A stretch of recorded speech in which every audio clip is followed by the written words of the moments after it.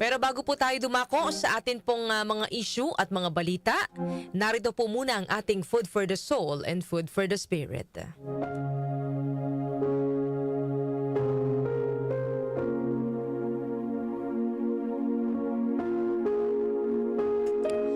Alam niyo ba mga kanyusik kung ano ang itinuturing na pinakamahal na kama sa mundo?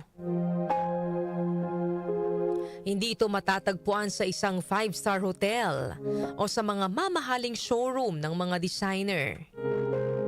Ito ay matatagpuan sa ospital. Ito ang pinakamamahaling kama.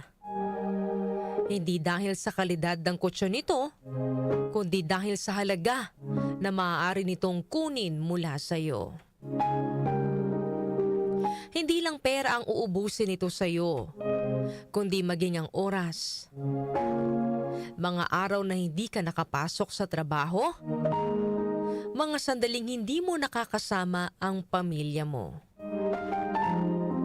Kasama rin ang stress, pag-aalala, at ang takot sa kung ano ang posibleng mangyari sa hinaharap. Kapag ang isang tao ay nahiga na sa kama na ito, anumang estado mo sa buhay ay tila nawawalan na ng saysay. Kita, mga tagumpay, yaman, wala nang halaga ang mga yan dahil ang tanging magiging laman lang ng iyong isip at panalangin ay ang gumaling. Kaya mga kanyusik, mahalaga po ang pahinga. Huwag po natin baliwalain kung may mga pagkakataon na katawan na po natin ang nagsasabi na kailangan na ng pahinga. Kung ang mga bagay nga, kailangang sinacharge, pinapahingahan upang hindi masira, tayo rin na tao mga kanyusik, kailangan din nating magpahinga. Tayo bilang tao talagang kung pwede lang 24 oras tayong kumayod para po maibigay natin yung pangangailangan ng ating pamilya, gagawin natin, no? Kung kaya lang talaga natin na talagang magdamagan, nagtatrabaho, gagawin natin, ano?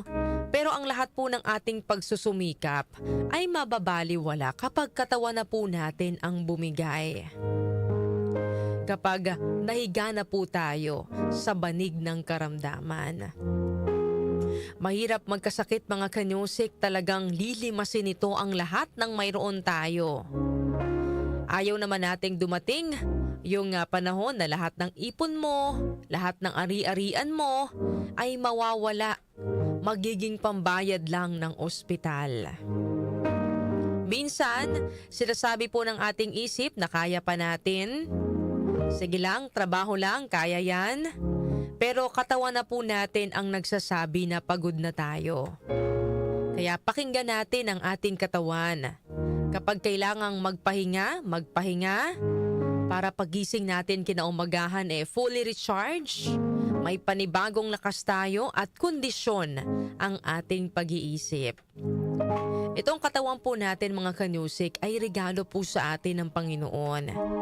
Kaya dapat po nating pahalagahan at ingatan.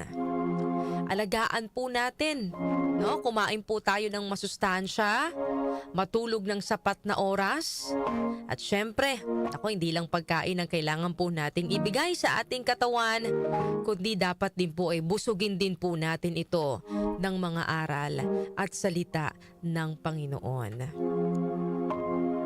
Sabi nga po sa 1 Corinthians chapter 6 verse 19 to 20, "Do you not know that your bodies are temples of the Holy Spirit, who is in you, whom you have received from God? You are not your own. You were bought at a price. Therefore, honor God with your bodies." Ang katawan po natin ay hindi lamang basta pisikal na bahagi ng ating pagkatao. Ito po ay templo na ipinagkatiwala po sa atin ng Diyos.